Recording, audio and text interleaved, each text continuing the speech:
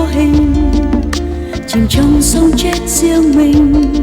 Đưa tôi xa kiếp người, đưa tôi xa cõi đời, lần theo cơn gió du hơi, lần theo quá khứ xa vời, đang thong dong bước lùi vào trong màn tối. Tôi thấy mình đứng trong vườn,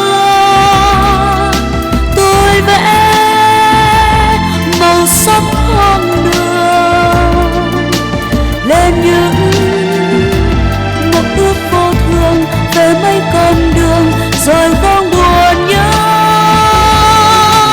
Tôi ngắm từng nỗi mong chờ rơi xuống nhẹ đến hững hờ. Tôi đã về với hư vô trong trái tim khô hiu hắt mùa đông.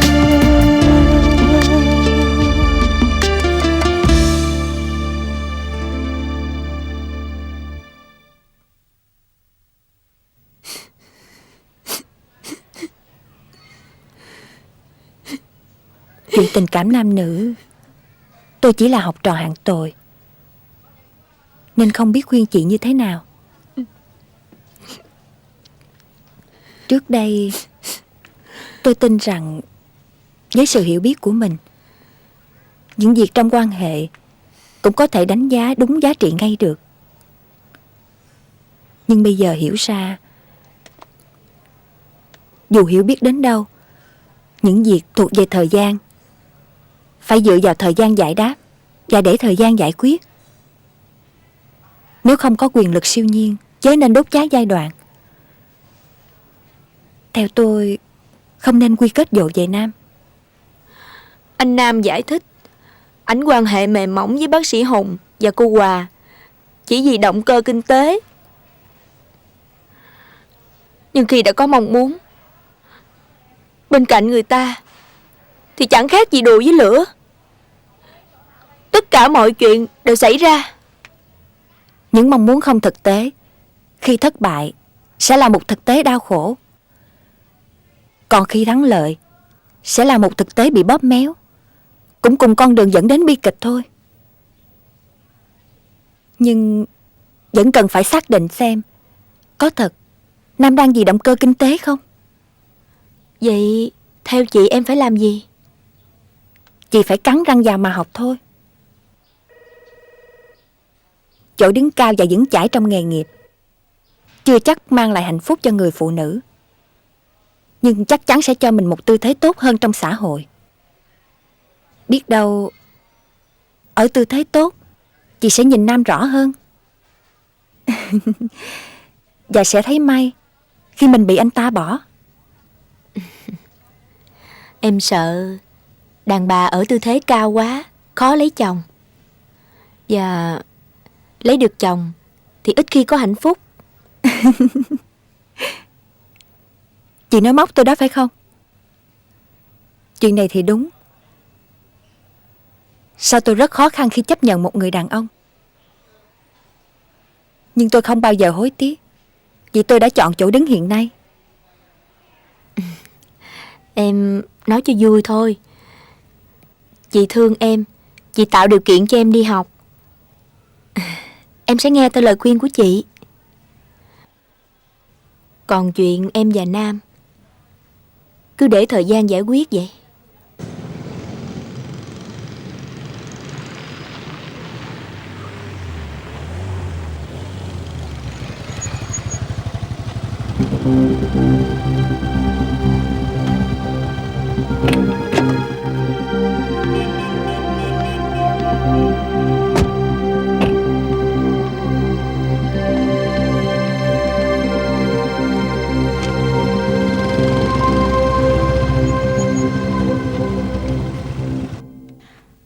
Ở đây anh muốn làm hoàng đế Trung Hoa, La Mã hay bố già Italy, tướng cướp địa Trung Hải, thậm chí muốn làm tổng thống Mỹ đều được hết, miễn là anh có đủ tiền. Hôm nay em cho anh làm tần thủy hoàng đế nha. Anh không bao giờ hình dung nổi ở Việt Nam lại có nơi cung đình toàn thế giới hội tụ lại. Dù biết bao giai nhân yêu kiều kề bên anh hiến dâng tình yêu, lòng em hằng mong ước rồi đây chúng ta có nhau trong đời, và em sẽ một lòng chung thủy người ơi. Đời mấy ai chỉ ấm chung tình, Vì sao em đưa anh đến đây? Thiếp dấu bệ hạ mới hùng cổ phần ở đây, phải chuẩn bị trước cơ sở vật chất cho tương lai của thiếp và bệ hạ. Thời buổi kinh tế thị trường, nhiều kẻ thích ném tiền qua cửa sổ. Kìa đôi chim liên cánh vút bay cao giữa mây xanh, kìa đây nước sâu lắng cá bơi in hình đôi bóng. Trẫm không ngờ Ái Khanh lại táo bạo như thế. Mãi mãi chung đời, nào mơ ước xa vời chỉ lòng người ơi.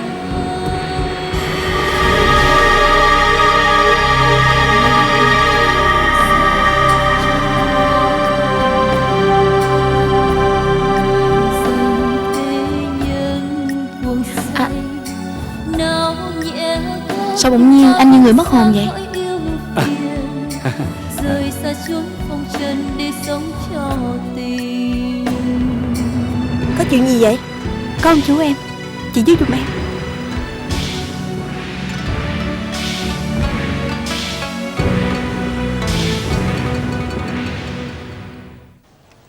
Chị à, mọi việc tôi đã bàn giao hết cho Thoa rồi. Nếu có ai hỏi, chị nói gặp Thoa giùm tôi. Đợt này học liền 3 tháng hả? Đúng 3 tháng.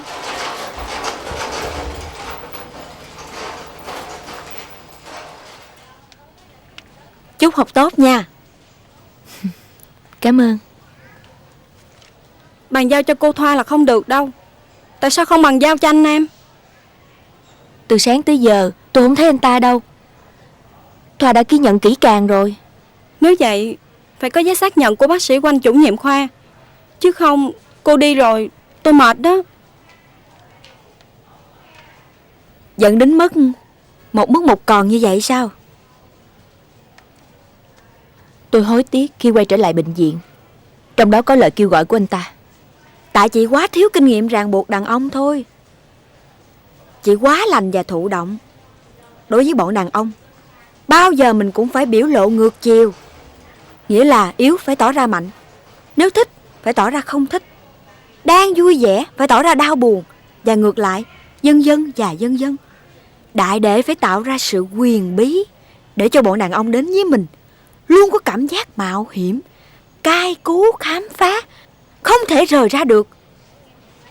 Đó chính là tự chủ tình yêu.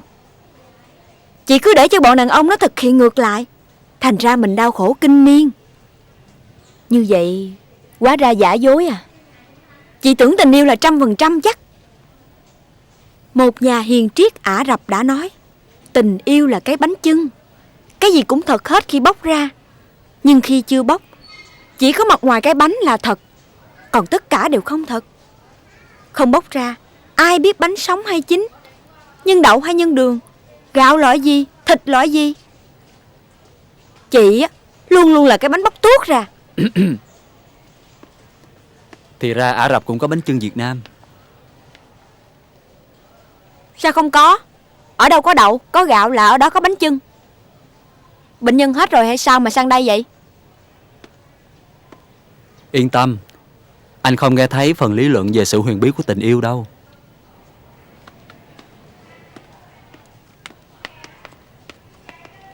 Dễ ghét. Đáng lý phải thấm thía ý nghĩa của câu triết lý. Đằng này anh ta lại quan tâm đến quốc tịch của cái bánh chưng. Đúng là trong tình yêu, đàn ông chỉ là giống háo ăn. Chị cứ nghe tôi. Về lý công việc cần phải bàn giao với anh Nam. Còn về tình, cần phải dạy cho anh ta một bài học đích đáng. Đi theo tôi. Đi đâu mới được? Đi tìm anh Nam chứ còn đi đâu.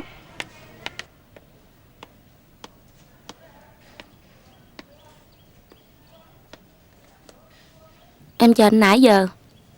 Bác sĩ Oanh cử anh qua khoa ngoại tham gia hướng dẫn sinh viên thực tập giờ mới về. Có chuyện gì? Đố anh đoán được. Trưa nay em mời anh ăn trưa. Chuyện gì? Anh đúng là đa mưu túc kế. Chắc mấy hôm dài bà Kiều bà nổi cơn điên, nên ông Hùng mềm hẳn ở bệnh viện. Tháng này em được lãnh tiền thưởng rồi. Chúc mừng em. Nhà bác sĩ Hùng đã có chuyện gì xảy ra? Họ kín lắm, tuyệt nhiên không có lời cãi cọ nào. Nhưng cả hai đều lạnh lùng như băng giá. Anh thật hết sảy đó. Dân thấy chướng mắt chưa? Dân đi một mình mà nói với anh ta. Tôi về phòng đây. Chị Bình, nếu anh ta không về, thà tôi chịu lỗi với bác sĩ Oanh, còn hơn phải gặp mặt anh ta. Nè, Cô Bình đang giận. anh sợ cô Bình dữ vậy à? Chị Bình đi học 3 tháng, chờ bàn giao công việc cho anh. Sao anh không có mặt? Xin lỗi, tôi vừa ở chỗ sinh viên thực tập mới về. Anh bận. Hẹn trưa nhé. Chắc cô Bình giận tôi. Tôi cũng giận và hơi khinh anh. Anh đối xử với chị Bình như vậy mà được à? Tôi đã nói với cô Bình, tôi và cô Hòa không có gì. Có thể không có gì thật, nhưng tin thì khó đó. Tất cả đều quay ngược 180 độ. Anh nghĩ người ta sẽ tin anh sao? Nhưng đâu phải mình tôi. Tôi thấy ở khoa này chỉ có một mình bác sĩ Tạo là không quay thôi. Anh hãy đi một mình về khoa trước. Đúng là tôi cũng quay, nhưng chúng ta khác nhau. Tôi quay về phía trách nhiệm với bệnh nhân, còn anh quay để quỳ gối kiếm chác quyền lợi.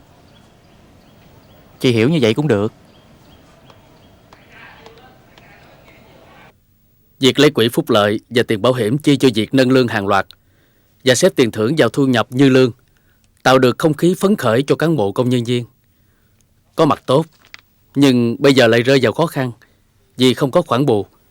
Trong khi hai nguồn đó sắp cạn thì gặp đoàn thanh tra của bộ vào. Tiền các phòng khám ngoài giờ và các dịch vụ đặc biệt không đủ hay sao? Không đủ. Các bác sĩ gần những ai cũng có phòng mạch tư, nên bệnh nhân phải khám ngoài giờ đều đến các phòng mạch ở đó.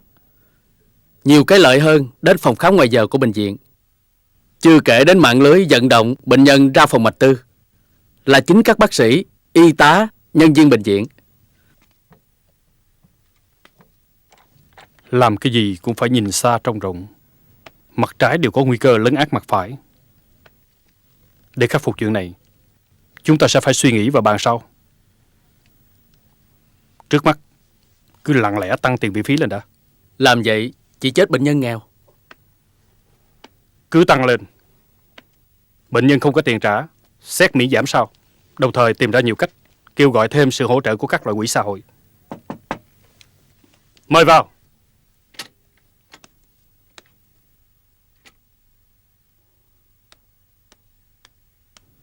Chúng tôi mời chị lên để bàn về việc bác sĩ Thanh. Các anh đã biết vụ bác sĩ Thanh nổi giận. Vậy thì chúng tôi bày binh bố trận để anh trở lại bệnh viện rồi à? Tôi không ngờ bác sĩ Thanh ngày càng quyết liệt như thế. Ông coi cái sĩ của ông lớn quá mức cần thiết. Tôi không chọn cách ứng xử như anh ấy để sống, nhưng tôi kính trọng thái độ của anh. Việc không trọng dụng bác sĩ Thanh, tôi bị mang tiếng rất nhiều. Song điều tôi dây dứt nhất là từ việc bất mãn dẫn đến gia đình tan vỡ. Chị Bích phải nghỉ dạy học, bị anh Thanh đuổi khỏi nhà, dọa ly hôn. Còn cô Kim bỏ học đi làm tiếp viên nhà hàng. Làm sao có chuyện đó được? Có người nhiều lần nhìn thấy nó ở nhà hàng Phù Hoa đã kể với tôi. Nếu đúng vậy, chắc chắn nó giấu ba má.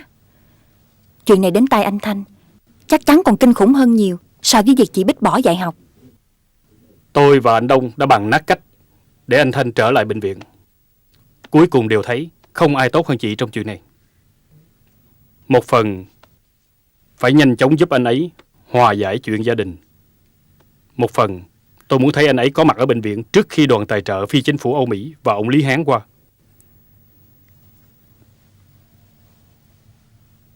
Tôi đã suy nghĩ rất kỹ về chuyện này. Bây giờ càng vận động trực tiếp anh ấy càng quý xa cách hơn.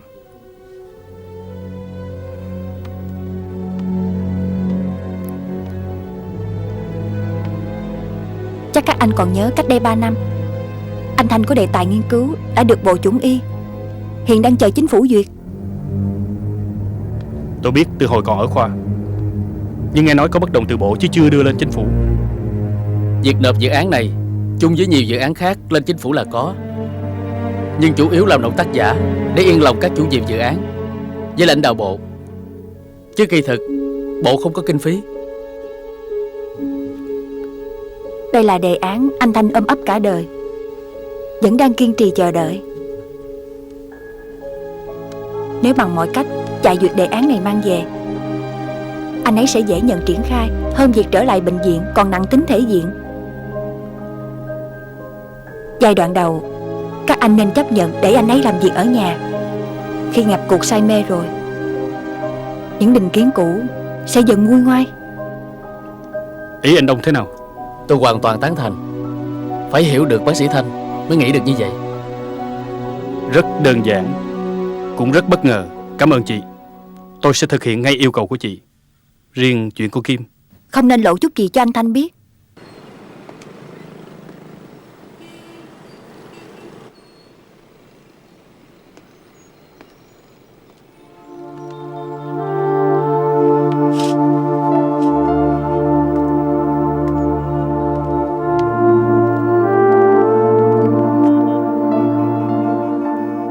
Hôm nay ba muốn nói với các con một việc quan trọng. Chuyện của ba và má, nhưng liên quan nhiều đến các con, và ý kiến của các con cũng góp phần quyết định, nên ba cần phải cho các con biết. Ba không nói con cũng đoán được. Chuyện má chứ gì, con rất bất bình. Má làm sao xem không biết, cứ để cho ba nói. Nếu con biết rồi, ba càng buồn, vì ba tưởng vẫn giấu được các con. Sự thật là vậy đó. Thời gian vừa qua, má con gần như không quan tâm đến việc buôn bán ở cửa hàng. Lấy lý do ông ngoại yếu lại, má xin với ba đến ở ngủ nhà người bạn đã đi nước ngoài. Nhà đó gần nhà ông ngoại, để má con có điều kiện qua lại chăm sóc. Ba không nghi ngờ gì. Con và em Tú cũng đến đó chơi mấy lần. Kỳ thực, má con đã sang căn hộ đó để ăn ở với bác sĩ Hùng từ bao lâu nay. Có thật như vậy không? Đúng là như vậy. Khi nghe có người báo chuyện này, ba đã thuê người kiểm tra và theo dõi. Tất cả đều chính xác. Chú đâu mà để cháu và thợ ở cửa hàng gì? Dạ, chú ở trên lầu. Chú nói cô đến mời cô lên. Nếu má không tới với ba, con cũng để má đi. Ừ.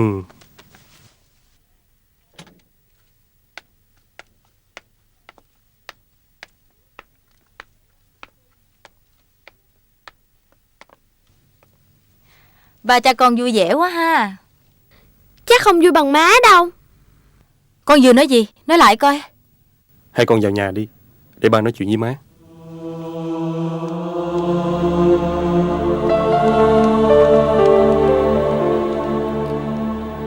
Chuyện gì mà nghiêm trọng vậy?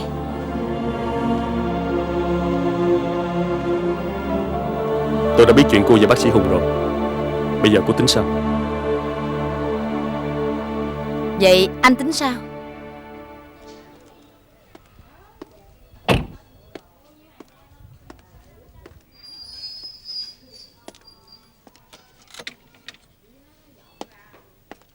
ai treo bảng? Thưa, chị Kiều chỉ nói hôm nay có việc bận đặc biệt. Hôm nay là ngày quái gì?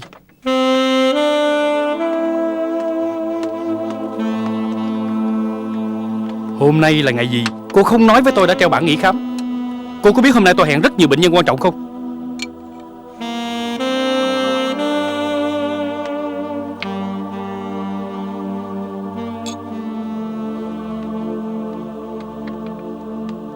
Anh yên tâm, anh sẽ không phải hối tiếc vì em treo tấm bảng đó. Anh không đoán ra được hôm nay là ngày gì à? Gái, con lên trên lầu đi. Khi nào cần cô sẽ gọi. Dạ.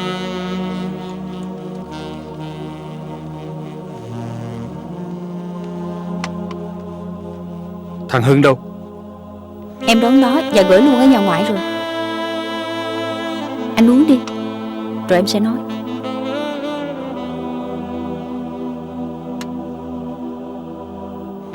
Cô định bày trò quái gở gì thế? Anh bình tĩnh.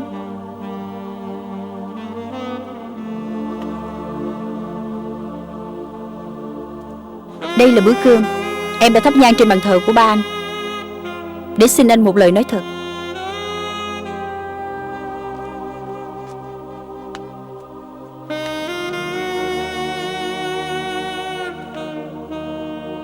Quan hệ của anh với cô Hoa đến mức nào rồi? Cô lại nghe những kẻ ác mồm ác miệng tung tin, rồi bày đặt ghen tuông vô lối, lần này lần thứ mấy rồi. Cô còn nhớ lần trước cô đã xin lỗi tôi như thế nào không? Em không quên chuyện gì cả.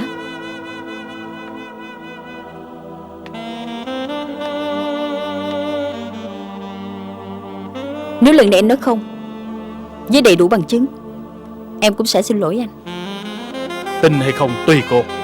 Tôi không phải thanh minh gì cả. Dẹp cái trò kịch cỡm này đi. Hôm nay tôi vẫn khám bệnh, cô rõ chưa? Tiền bao nhiêu cô cũng không chê, nhưng lại thích bày trò khiêu khích.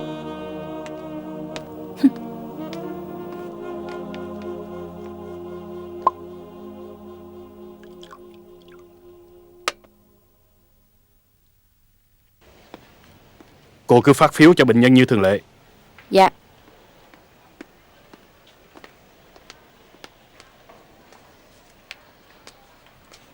Dạ mời bà vô.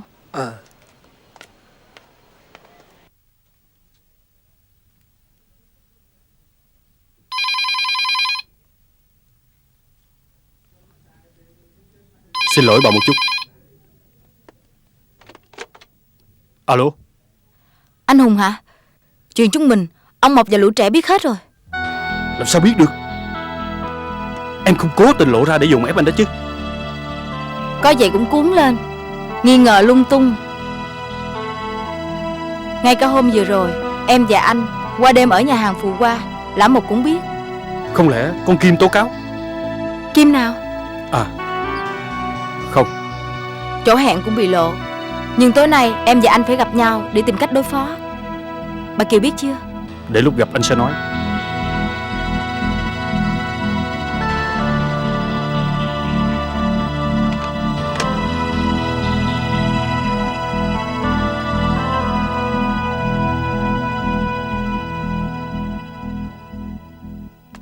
Thưa bác sĩ. Xin lỗi. Tôi sẽ vào ngay.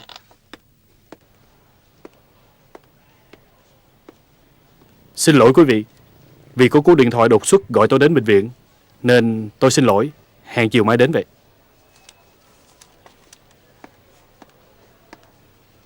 Cô treo bảng nghỉ giùm tôi. Dạ.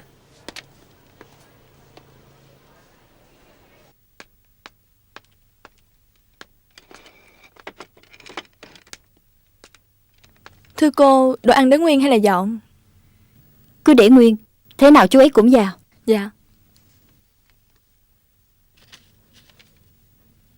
Cảm ơn bác sĩ.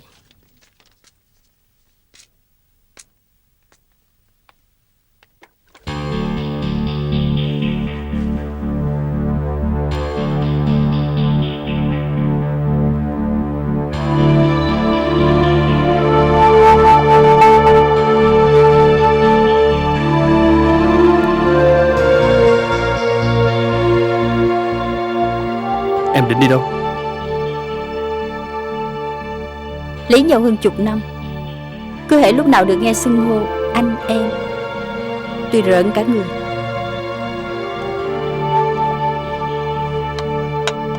Chúng mình ăn cơm nhé.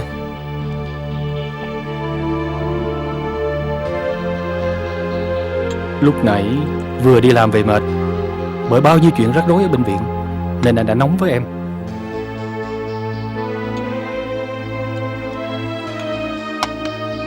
Chúng ta cùng ly hòa giải, rồi nói tiếp chuyện em đã hiểu lầm anh.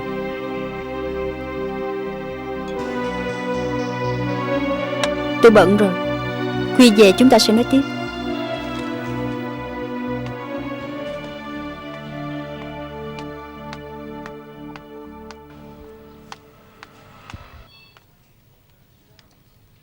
Em để ý từng bước chân của hắn cho chị. Dạ. Chị, cần đi đâu em đưa chị đi. Thôi khỏi, tôi đi taxi được rồi.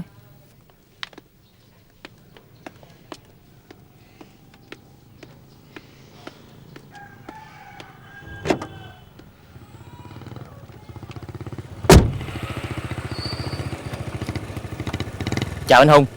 Sao đến đón cô ấy sớm thế? Cậu làm ơn bám theo chiếc taxi vừa rồi xem bà xã tôi đi đâu.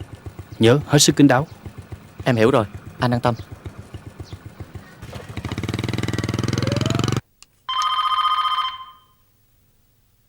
Má gọi để em ra.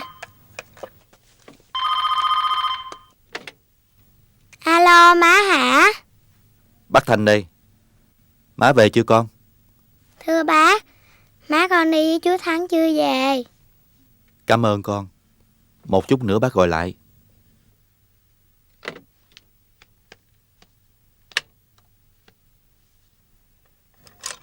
Con Kim hồi này vẫn đi học hả má?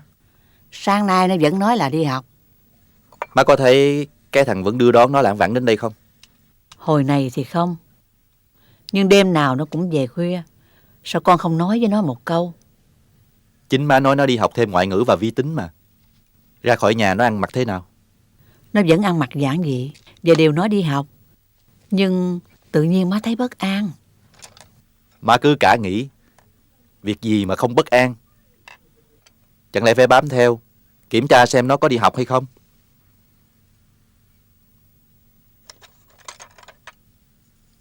Dồi trường nghe nói mắc lắm.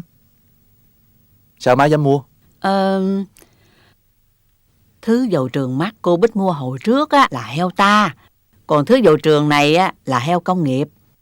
Bằng giá khoai tây. Ngoài chợ bán rẻ như cho.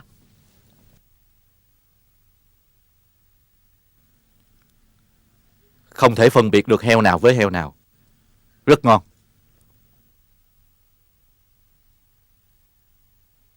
Bi kịch nhà bác sĩ Thanh là điều em không sao hiểu nổi. Một gia đình trí thức truyền thống, nền nếp sống nghiêm khắc vững vàng. Vậy mà chỉ một đột biến bất thường tác động đã gây ra sự sụp đổ, không sao nhận ra dấu vết cũ.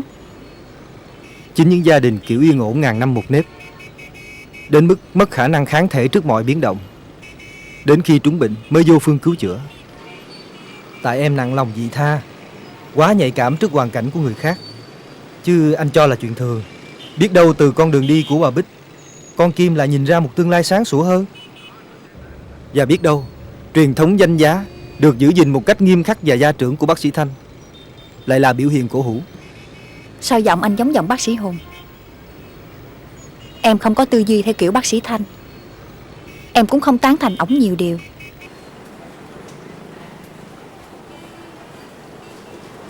Đây là vấn đề sống còn. Tôi không thể nào nhân nhượng với cô cậu được.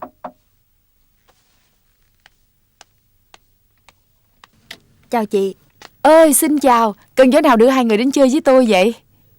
Cứ như vậy mà làm nha. Chào anh. Chào chị. Mời ngồi.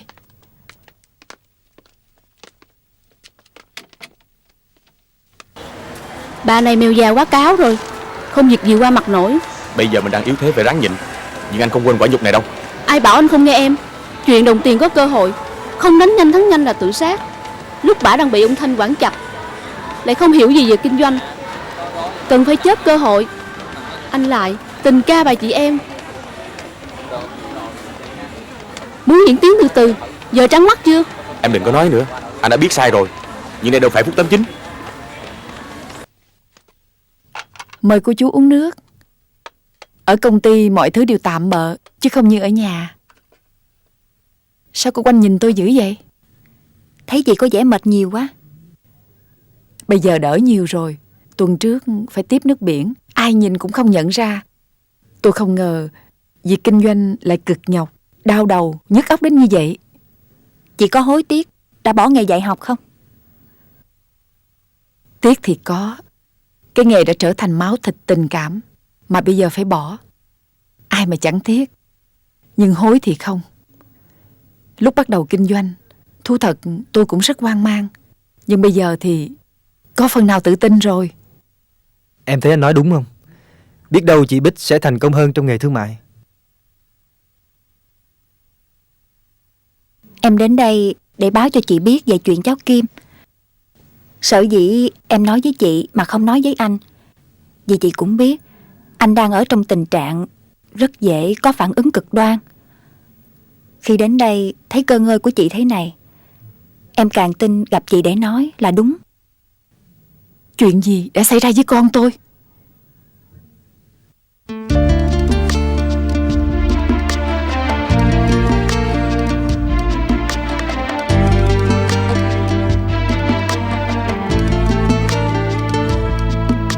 màn đêm tăm tối vây quanh, chợt tan cho nắng long lanh. Bên tôi bao tiếng cười, giang đôi tay đón mời, dìu tôi xa chốn vô mình, về vui kiếp sống nhân sinh, mang theo trong cõi lòng tình yêu cuộc sống. Yêu quá màu trắng ân tình, êm ái màu trắng bên mình. Tôi thấy nhiều giấc xuân nồng